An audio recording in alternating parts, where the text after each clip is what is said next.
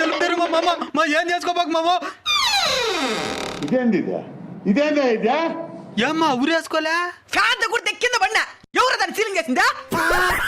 ఎట్లా నువ్వు బతికిపోయినావు అది చాలు నాకు. మనం చచ్చిపోతే ఏం ప్రయోజనమా? ముందు ప్లాన్ చేసి దీని ధరవేయాల. ఇంట్లో నుంచి నగలు ఏమైనా తెచ్చినావా? లేదు. నగలు నువ్వు దేనికి తెస్తావో?